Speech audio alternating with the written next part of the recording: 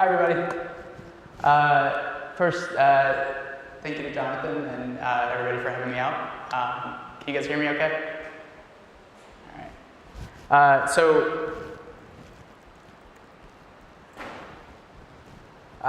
My name is Eli Holder. I am a sometimes product manager, sometimes founder, and I'm a big fan of questions. I'm a big geek about questions. I love hearing this. It's one of my favorite compliments. Sorry, I'm doing this on two computers, so bear with me. I may get confused. So we're going to talk about questions in a second, but kind of before we do that, I want to go through just some of my background so you guys kind of know where I'm coming from. I've done a few different kind of big projects like on my own, independently, or kind of as a startup, and also worked for other kind of companies as a consultant or as a product manager. The first big one was a company called Unblab that I did. This is kind of the first big project. It was basically a way to go through and pick out your important email, a lot like Gmail's priority inbox, except we came out with it a month before they did, which kind of got us in trouble because it was for Gmail, but it turned out well because we were able to sell the company to AOL because of that. The next big thing was a company called Notch, and Notch was looking at taking data from devices like Fitbit or Runkeeper and showing it to you in a way that's more personal and meaningful and emotional. Because at the time, everything was very sterile. But when you're getting healthy, it's important to maintain the right emotional state. This was a very fun project. It kind of turned into a little bit more of an art project than anything useful. But we got in front of, I think, like close to 700,000 people. And it was one of the most just fun things to kind of work on. Most recently, worked on a project called Nod, which was helping team leaders get honest feedback from their teams at work. This is a project that I worked on earlier this year, just kind of as an experiment to see if we could get it off the ground. We got, I think, 14 different teams at 11 different companies actually sharing sensitive feedback. I'm pretty proud of that. Growing it was a little bit harder than we expected, so after 6 months, shut it down. Again, it's an experiment. That's kind of my approach to things. I've also worked for several other companies, either through consulting or working for them directly, both as generally on earlier stage stuff as a product manager or as a product researcher. And then right now, generally focusing on product research for clients, for myself, just looking for new ideas, getting to know new people, getting to know new problems. And all of that is a very long way of saying that I've worked on a lot of different projects in a lot of different contexts. But when I think back to my earliest work, what really stands out to me is just how much I didn't know and how much I didn't know that I didn't know. And to me, the big difference is questions. At this point in my career, I just know a lot more questions to ask. And that's kind of what I'm hoping to share today, is just the power of questions. I think that we use them so much, but we don't give them enough credit. And so that's kind of what I want to cover. So everybody's heard about the philosophy of Donald Rumsfeld. There's the things that we know, the things that we know we don't know, and then there's the things that we don't know we don't know. And it's that last category that gets us into trouble. But the power of questions is they're how we go from this state of unknown unknowns into known unknowns. Questions represent a knowledge gap. It's this set of things that you know you should know, but you kind of don't. And until you know those things, until you know that you don't know them, there's this whole dimension of things that you could either kind of use to your advantage or could really kind of screw you over. But the question is the device for us that helps us get to know that helps us get to know that new dimension. And so the goals of the talk are, one, just to, one, to share the power of questions. That's not supposed to be missing. Two, asking the right questions. Sharing a few tactics for asking the right questions, because a lot of the best questions can only be kind of unlocked or unlocked if you know the right way to ask. And then number three is just to, as product makers, as product managers, as designers, a lot of our job is just to ask questions and kind of figure things out. And so in the spirit of helping kind of close some knowledge gaps, just wanted to share some of my favorite questions. And so, oh goodness. It's not supposed to look like that. And so this is kind of the outline of the talk. We'll go through these first 3 stages of kind of the early product life cycle, and we'll look at not only like some of the big questions, the big like thematic questions, but like all of these break into a ton of like tiny questions. And I'll occasionally show big stupid slides like this, but they'll be online, so don't worry about trying to actually read them. So we'll get started. Stage number 1 is where we ask, who are we and why are we here? And this is the strategy and existential crisis stage. And this is where you ask questions like, what's the mission? Who are the stakeholders and what do they want? What are our relative like strengths and weaknesses? And this stage is really about introspection. It's about figuring out like who you are and kind of what you want to do for the world. But more importantly than that, it's about figuring out like what your boss wants to do for the world and what the organization around you wants to do for the world. Because no matter what you're building, the more connected it is to the people that are building it, the better your chance of success. It's not just finding product market fit, there's got to be product market team fit. And this is the stage where you can start to kind of dive into that. And so these are kind of the basic questions. These are the way that you can like kind of formally understand the contract between your team and kind of the rest of the organization. But in a lot of ways, these are just kind of scratching the surface. Where you start to get into kind of more important stuff, better than your stated goals, is just who are the people around you? What do they want? What do they really value? And like a lot of good questions, this crap. So the reason this matters is because no matter how often you're told this as a product manager, you're not the CEO of the product. As a designer, you don't own the design. Best case, you're like the representative of the product, or you're the senator of the product, because no matter what your vision is, it doesn't really matter unless you can get the people around you on board with it. And so that's kind of where this question comes in. Who are the stakeholders, and what do they want? And like a lot of good questions, it's hard to just ask it directly. And it's not that it's anything nefarious, it's just that offices aren't necessarily set up for open communication. People aren't necessarily equipped to really tell you what they want. And so you've got to kind of approach it a little bit obliquely. And so one exercise that I like to do is the hopes and fears exercise. Basically, you're asking everybody that's involved in the project, what are your 3 biggest hopes for this project, and what are your 3 biggest fears? And so what you're going to do is you take this, you put it into an email, and you BCC everybody who's remotely involved in the project. And then you hustle really hard to make sure that they actually answer it, because a lot of times they won't. But eventually they will if you bug them. And then when they do, you'll get, this is killing me, you'll get something back that looks like this. And what's cool here is that for the hopes category, what people are basically telling you is here's how to frame this product to me. When you see overlapping stuff, you start to see like, oh, like new market has showed up a couple of different times. Like that's something that when I'm talking to these people, this is a good way to frame it. And when things start to show up, like a lot of times, maybe that's a good way to frame it internally in the company.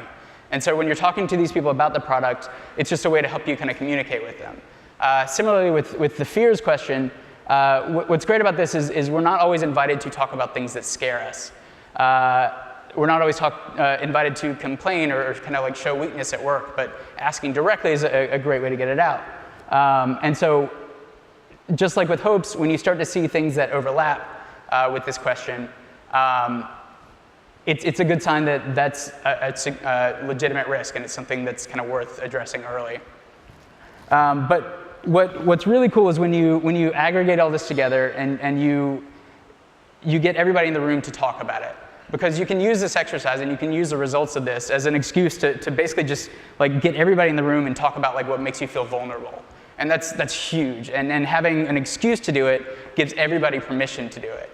And so the intent of this is that we've all got these concerns and we all have the tendency to kind of like bottle them up. But the power of questions and the power of asking the right questions is you're giving people permission to talk about these things. And so what I think the real power of this exercise is it's a reason to get everybody in the room and talk about what scares us. And so not only do you get like greater situational awareness, you're also setting up habits and setting up behaviors early on that map to psychological safety, that map to being vulnerable. Because if it's okay to be vulnerable in this exercise, then it's okay to be vulnerable throughout the rest of the process. And this is a way of helping people kind of see that early on. These are some other questions that I like to think about in this stage. And questions for you. So I get bored when I talk a lot, so this is a way to help us break it up. Question for the audience is has anybody done the hopes and fears exercise before? One? Anybody anything similar? What did you do? So essentially, I talked to, it's kind of like product research, but like I talked to people and asked them, like, what do you think go wrong? What do you think a good project looks like? And try to get those responses and kind of bottle it up to figure out, and as you said, like how to present it to other people. Has anybody else done similar exercises? All right. Any questions for me so far before we move on? Yeah. What was the worst thing what was the worst case scenario for this? Like, oh, this is bad. Okay. I have a few, but I'll just do this. What? Did this have any iterations? Like, did you go through it before and it didn't work? So, growth process. Like a lot of the questions, I stole this one. I stole this from a friend of mine who is a designer who I think stole it from a friend of his who's a designer at Twitter. So we kind of knew ahead of time that it gives you the confidence to go in and like just try it out. So there are certain situations where you can do this like directly in a room. You don't necessarily have to have that like email process. That was kind of an added step. Like I think originally it was meant to be like get everybody in the room and you talk about it, like you do it like round robin brainstorming style. But if there are situations where you've got somebody who's like clearly like the loud person in the room where like their voice is gonna sway, doing this ahead of time and just getting this stuff together and getting it pre-prepared is a good way to kind of even out that bias. So I guess that's kind of an added step. I have a fun way to do this activity. Yeah. All right. A couple ways I do it. I do it at the beginning of projects, and I also do it at retroflections, perspectives, whatever you want to call them. And we try to separate the hopes and fears from the people who say them. Yep. So we use things like, if we're in the physical space, we have people write hopes and fears on stickies and then put them up and then talk about them, cluster them, things like that. We also remotely use tools, Google Documents, Stickies.io, things like that to get the stuff out. And the trick is to not make it be too vulnerable for the people who are doing it, give them an opportunity to say these things in a safe space. Sometimes I collect those things before the meeting, and then the meeting is talking about those things, right, and not about generating those things. Yeah. I think one of the powerful things about doing it through email is that you can combine all these things together. And because it's quotes, it's still, because it's quotes and there's a lot of them, it's hard to tell who wrote what.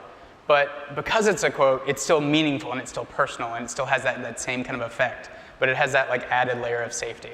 I definitely, yeah, I like that benefit of it too. All right. So stage number 2 is who's our audience and what do they want? And this is one of my favorite stages. The reason that I think this is so important is just full stop. If you don't do user research, if you don't know your users, you're just not going to build as good a product. Put that there. And the way that I came to find this out was one day in Cleveland, Ohio. We were researching how like normal America uses their email. And so we went to visit Allison at her house, and it was me and Allison and the facilitator and Allison's toddler. And we're talking to her about the way that she uses Yahoo Mail. And so we're asking her questions like, what are the emails that you look forward to? And she said that she likes basically her junk mail. Like, she looks forward to promotional mail because most of that is the stores that she shops at, and she likes looking at the clothes. We asked her to search for something in her inbox. And instead of using like the big, massive like search thing, she used the browser text search, which actually, it kind of works. Like, if you type something in, it'll highlight it in the subject line if the string matches. But she never understood why it wouldn't search her whole inbox.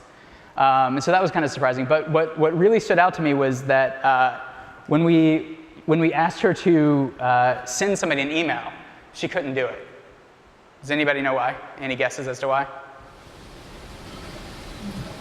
I see you smiling. Yes. 2 people in a row have gotten it the first time now. Yes, so her little girl. So she had the laptop on the ottoman in front of her, and as she got the compose box open and she starts typing, but as soon as she starts typing, like, the little girl reaches across and like grabs her hand. It's like the sound of the keyboard was like a swat, and just like could not type. And it was adorable to watch, but it was not so great for the user test. But what really stood out to me about this is that I know that somewhere in Sunnyvale at the time, there's a whole massive team at Yahoo who that product is like the center of their world. But compared to like what actually matters to the user, it doesn't mean anything. Because we're asking her to test, but like as soon as this happened, like she just picks the little girl up and like the conversation continues and the product is completely forgotten. And to me, that was one of the most like kind of humbling product experiences that I've had, is just seeing how these things that we build really matter to the users. And I think that having that humility is a big part of going out and a big driver for really understanding your users. Because again, if you don't understand the user's world, you're just not going to build as good of a product. And so for me, really diving into the audience is one of the big things that I value in the product process. And so there's normal questions like, what's a typical day, what's important to them, what's holding them back. But my kind of like North Star question is what are they thinking about on the subway? What are they thinking about on their ride home? And if you can construct a reasonable story about like, these are the things that are important to them, these are the things that they're just kind of wondering about when their mind is wandering, you're starting to approach like you really know them. And so that's just kind of like a heuristic that I like to think about. But kind of the big question that we have as makers is just what do users want? But like a lot of good questions, we can't ask it directly. It's the Henry Ford faster horses thing. And he's a crazy person, but I really like this quote, so I'm using it anyways. But again, like a lot of good questions, it's hard for people to know what they want. It's hard for people to articulate what they want. And so you've, again, got to kind of approach it a little bit obliquely. And so one of the ways that I like to do this is this set of 3 questions. It's how are you doing it now? Because if you're solving a problem that's significant, they're already solving it in some way. What are the top 3 things that you love about the way that you're doing it now? And this not only gives you a checklist of like things that you should consider keeping, but it's a checklist of their values. These are the things that matter to me. And then number 3 is probably the biggest. What are your 3 biggest frustrations about how you're doing it now? And this is essentially a blueprint on like how to build a better experience. Like if you can provide the same value but also solve these problems, you're just doing something better. But it's giving users a way to express this to you without having to tell you what they want. They're just telling you things that they remember, telling you things that frustrate them. And it's easy for people to complain. It's easy for all of us to say things that we don't like. And this is a good way to just get it out of them. But even more than that is there's an exercise that I like to do called an emotion timeline. And this is basically a way of answering those previous 3 questions, except with a drawing. You're saying, tell me about the experience, and draw it out, and draw the parts where you're feeling good, the parts where you're feeling proud, like draw those up top, draw the parts where you're frustrated or angry or upset, draw those down to the bottom. And you get a line that looks like this. And so this is an example of an interview that I did with somebody asking them about performance reviews. And you can see that most of it is negative. People don't like performance reviews, particularly in that last week, where she knows the meeting with her boss is coming, and she's worried, and she's kind of dreading it, and then she goes into the room and she told me that she saw her boss and she saw her boss's boss, and her heart kind of stopped. She's like, oh God, I'm gonna get fired. And then she saw a cake and she was like, and then I'm getting promoted. And like, you can see that. Like, you can see that in her drawing. It's this like really abrupt line. And so what I love about this exercise, what I love about this way of asking the question is that not only are you getting the answers to those 3 things that you need to know anyways, you're also getting these awesome like just human tangents, and that like it makes it more fun for you. It makes it more fun to like tell your team about the interview. And the other big thing that I like about this is the exercise itself is also just more fun. One of the biggest challenges that I'm sure you guys know this is with interviewing is just keeping the tone right, keeping the energy right, and making sure that they feel open and they're willing to like trust you. And if you can substitute a game or substitute something that's more fun, that's always a benefit. And so this is kind of a way that's just a more fun way to ask those 3 questions. And so this is one of the things that whenever I get a chance that I like to do. And so these are some other user research considerations that you guys shouldn't try to read, but they're online. Any questions about this part? Questions about user research questions? Nothing? All right. Section 3, and the last section is the opportunity assessment phase, where we're asking, what are we trying to do? Why should we do it? And this is where like the product direction kind of starts to happen. And the questions in this I stole almost directly from this book called Inspired by Marty Kagan. It was the first PM book or product organization book that I ever read, and it's wonderful and I highly recommend it. But the 2, within the book is this exercise called the opportunity assessment, and we're going to talk about 2 of the questions in this that I think are amazing. What problem are we solving, and how big is the opportunity? And kind of for context, the reason that all of this matters is that all of these questions lead up to this question of given this stuff that we know, should we do this? Should we pursue this? And if you've ever seen a startup pitch deck, it's basically answering a lot of the same questions. And that's because these are the dimensions that we kind of care about when we're deciding, like, is this something worth investing in? Is this a direction that's worth our time, our energy, our money? And so for us as kind of product leaders and product makers, it can be helpful to take a similar approach of just knowing that like I've got like opportunities X, Y, and Z. I've mapped them out on these dimensions, and now I'm just kind of selecting between the 2. It's getting the things on the table and then kind of making the decision as opposed to just kind of making it blindly. So the edges. So question number 1 is what is the most important product question? And to me, that's what problem are we solving? And the reason that I think this is so powerful is that before going down any product direction, you need to very clearly know what value you're trying to provide. And the power of this question is that it forces you to focus on that value, on the value proposition, independently of any solution itself. If understanding the problem doesn't require understanding how you solve it. And so the answer to this shouldn't involve tech specs, it shouldn't involve designs, it shouldn't involve anything about the solution. It's just getting to know the problem. And that's what maps to the value.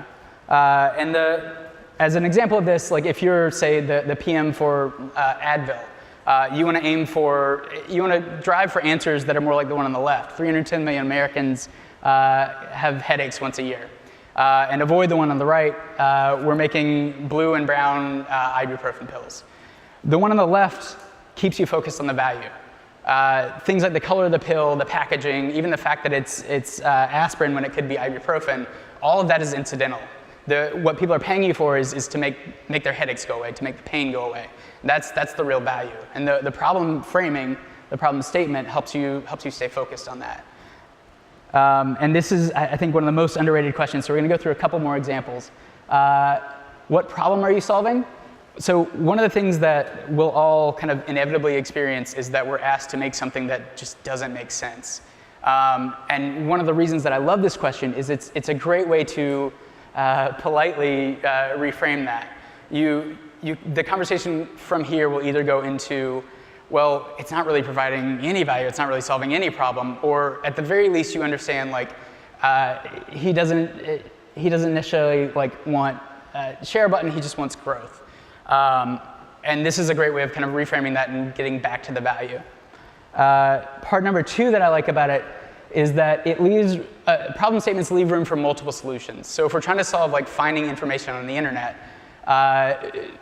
there's lots of different ways to do this. You could do portals and directories like early Yahoo. You can do like phrase-based searching like AltaVista in the early search engines, phrase-based plus PageRank like Google. You can do with social like Facebook. You can do magazine style like Medium. But the point is there's lots of different ways to solve it. And if you start by saying we're going to build a search engine that does this, you're less likely to consider those. And so starting with the problem leaves room for these other things. And the last thing, and probably the big one, is that it helps you avoid telling people what to do. And this is particularly important for PMs. Because nothing irritates your team, and nothing irritates a PM more than just being told what to do, being told how to do the job, how to do their job. And so problem framing and kind of describing the direction in terms of a problem leaves room for other people to come in and contribute to the solution. But it's still kind of communicating the same way. And so again, it's another reason to, when you're thinking about like, what's this product, ask what's the problem. And the next big question, the last question in this section is how big is the opportunity? And this question is about kind of solving the Dr. Evil problem. And that's, is it really worth it to build a space laser? Because there's lots of ways to get to $1 million. But if you're going to go through the effort of building a laser or building any product, you're going to put a lot of effort into any product. It's good to know, is it worth it? It's good to know, like, do my outcomes or do my expected outcomes justify the effort that I'm going to inevitably put into this? In the case of Dr. Evil, kind of. If you hold the world hostage, I read on World Bank that the top 5 countries have $6 trillion in cash and gold, so you could reasonably get that. But according to the internet, the closest cost of a space laser is the Death Star, and according to Gizmodo, that's $15 septillion. So there's a little bit of a mismatch between effort and kind of what you can expect to get out of it. And the way that Dr. Evil could have started to figure this out is through a pretty basic equation. You've got the top 5 countries, that's kind of your market size. You've got $1.26 trillion a piece, that's your ransom, and that's the total opportunity. It's just taking these two numbers and multiplying them. But it's not necessarily that simple. Like, these are like tough questions to ask. And so we'll kind of approach these through example rather than clever anecdotes. Or I guess they are anecdotes. But one of the products that I think is really interesting right now is kind of a moonshot. It's not necessarily a space laser, but it's kind of big and wild and crazy. And it's easy to think, like, why is Facebook building Wi-Fi gliders? Like, how does that make sense? But when you consider that, like, getting to the last 10% of the world without internet is roughly a multi-billion-dollar opportunity for them, these moonshots start to make sense. And so the opportunity size is another way of thinking about what's the impact, like what are we building for? And when you understand that kind of that top line, it gives you room to wiggle and to think about what you can do on the bottom. And like I said before, this is how almost every entrepreneur justifies the money that they're raising for the products they want to build. It's some market times some expected impact. And the reason that I think this is important is that for us, when we're building much smaller things than Airbnb, this is a way to help us communicate with the people that have those resources, the people that can give us the time to work on it. And it's a way of helping to quantify and describe the impact more concretely. And it doesn't necessarily have to be in money. I think one of my favorite parts about Medium is that they have an in-house typographer. And he has the leeway and the mandate to spend a full month just understanding underlines and links, and I think that's amazing. But it's not something that's necessarily easy to put into like dollars and cents. And so that one way to kind of think about it is that, like, there are plenty of studies that show that typography actually like has a real effect on on our mood and on our interpretations of credibility. And the New York Times did a study that said that by choosing Baskerville, I think over like Comic Sans, people did like 1.5% more credibility affirming actions just based on the typography. And 1.5 seems kind of small, but like compared to big numbers, when you apply that to Medium's opportunity, that turns into real things. That's $500,000. That's 500,000 people every month that are maybe clicking an extra favorite, or at the very, very least, it's 500,000 people every month that now have a better impression of Medium and the brand. And the last example of this is one of my favorite Steve Jobs stories, and it's worth the cliche of referencing Steve Jobs in a product talk. But one of the things that Steve Jobs was grumpy about during the early days of the Macintosh was that it took a long time to load. It took a long time to boot up. It was something like 2 minutes. And Steve Jobs wanted this to be faster. He was like, even 10 seconds faster would be great. And to an engineer, or to anybody, 10 seconds out of 2 minutes, is that really going to make a big difference? But Steve Jobs put it to him like this: if we sell 5 million computers and people are using it every day, and we save them 10 seconds a day, that's basically 8 lives. Like, would you spend this time to save 8 lives? And you can't really argue with that. And so according to this legend, the engineer went back, and it wasn't just 10 seconds, it was like 30 seconds or something. And now that 2 minutes was down to like a minute and 30 seconds. And there's this great impact from just being able to frame the problem in the right way. And the opportunity size helps you do that. So we talked about the two of my favorite questions from the opportunity assessment. What problem are we solving? Because it keeps you focused on the value. How big is the opportunity? Because it helps you justify, is this worth my time? Is this worth my effort? But it also helps you justify it to other people. And we've talked through the 3 early stages, the strategy and existential crisis stage, the user research stage, the opportunity assessment. And my ask to you guys is, I love talking about this stuff, and I would love to talk to you guys about it. So please send me an email and let's talk about products. All right, so to summarize, the power of questions.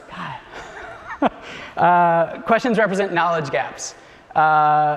They're how we go from the unknown unknowns into the known unknowns. Questions are much more effective depending on how you ask them, and I've tried to share some of my tactics. And then product managers and designers have a ton of questions, a ton of knowledge gaps, and I try to share some of my favorites. That's all. Thank you very much.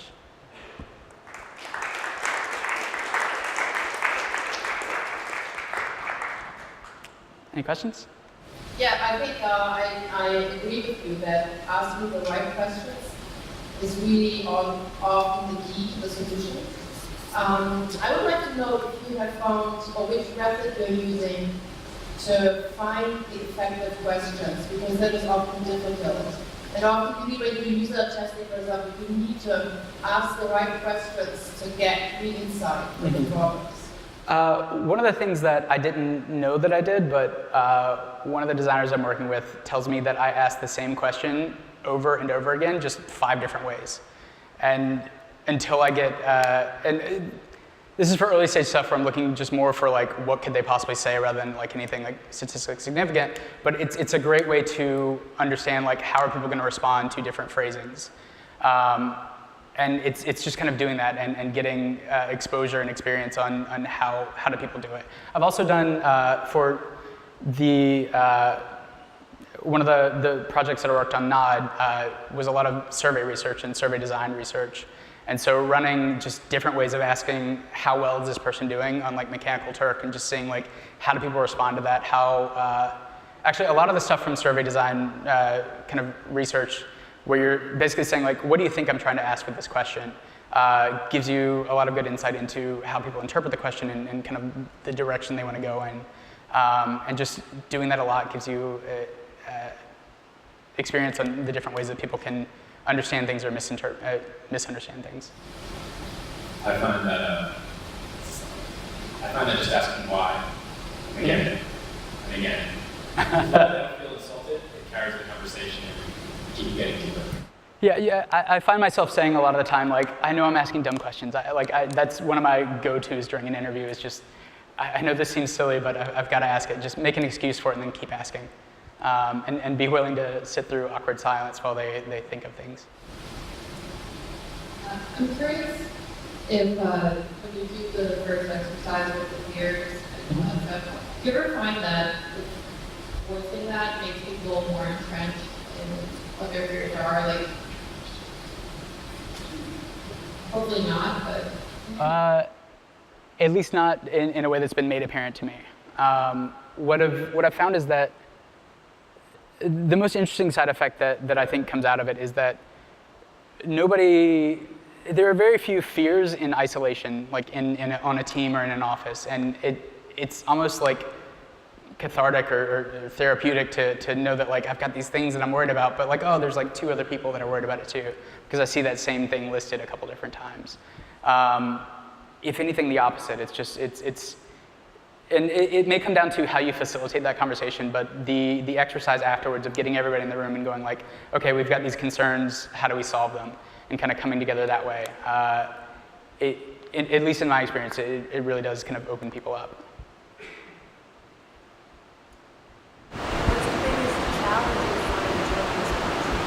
The biggest challenge, it's always a different one. It's not.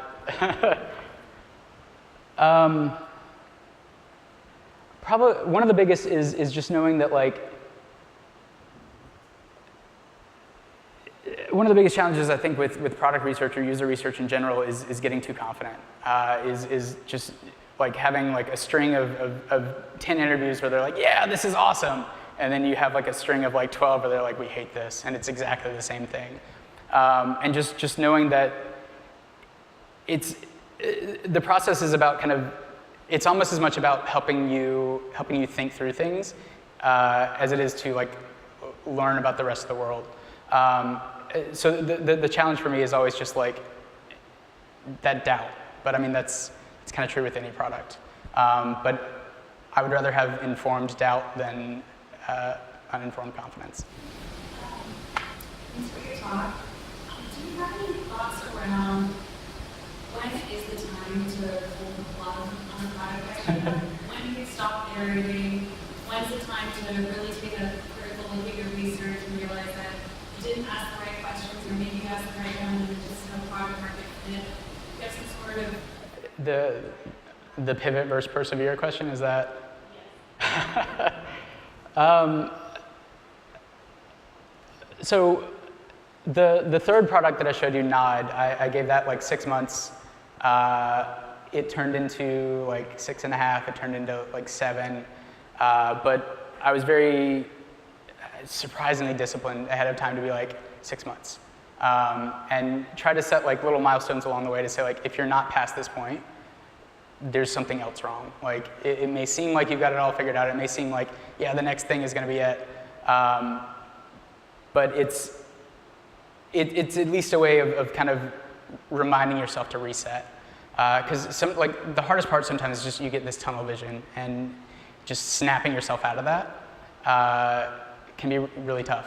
But just finding ways to force yourself to be retrospective and introspective, and hoping that the right decision kind of comes out of that. But it's a hard thing.